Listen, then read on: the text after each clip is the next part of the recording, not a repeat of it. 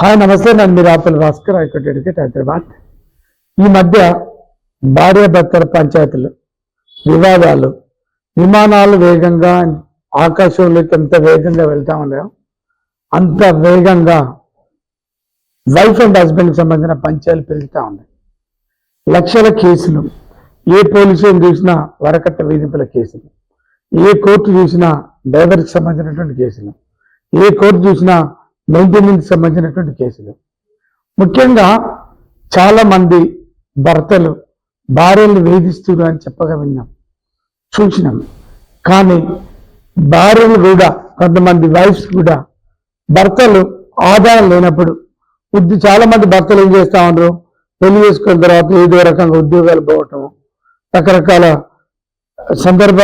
రకరకాలుగా వాళ్ళ యొక్క ఇన్కమ్ తగ్గటం పెరుగుతూ ఉంది.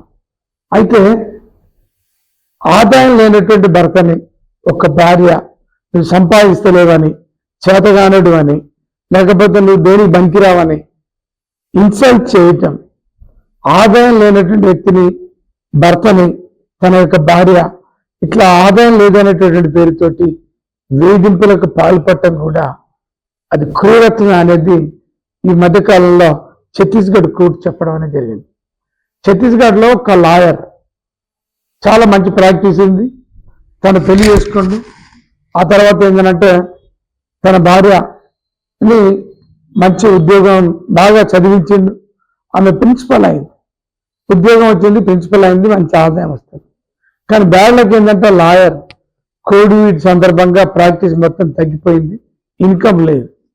ఇన్కమ్ లేకపోయేసరికి ఆ లాయర్ మీద తన యొక్క భార్య నీకు ఆదాయం లేదు, చేత కాదు, నువ్వు డబ్బులు సంపాదించలేవు, వేస్ట్ అని రకరకాలుగా మానసికంగా వేధించడం మొదలుపెట్టింది.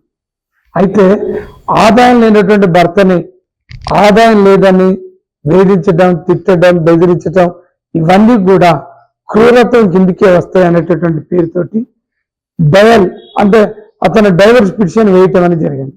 ఏమని, నా భార్య నన్ను వేధిస్తుంది, ఆదాయం లేదనేటటువంటి పేరుతోటి డైవర్స్ ఇవ్వండి అని అదొక క్రైమ్ చూపించి అతను కోర్టుకు రావడం అనేది జరిగింది. దాన్ని పరిశీలించినటువంటి న్యాయస్థానం ఇన్కమ్ లేనంత మాత్రాన భర్తని ఆదాయం లేదనేటటువంటి పేరుతోటి తిట్టడం, బెదిరించడం, ఇబ్బంది పెట్టడం కూడా క్రూరత్వమే అనేటటువంటి ఒక డిసైడ్ చేసి ఆ క్రూరత్వం అనేటటువంటి పేరుతోటి ఆ లాయర్కు ఛత్తీస్గఢ్ హైకోర్టు డైవర్షన్ మరి మంజూరు చేయటం అనేది జరిగింది. అందుకనే చాలా జాగ్రత్తగా ఉండండి. ఆదాయం లేనటువంటి భర్తల్ని మీరు ఎవరు కూడా వేధించకండి. విడాకులు పోయే వరకు కూడా జాగ్రత్త పడండి. విడాకులు కాకుండా కుటుంబాలు బాగుండేటట్టుగా మీరు ఆలోచించండి, కాపురాలను నిలబెట్టుకోండి. Thank you.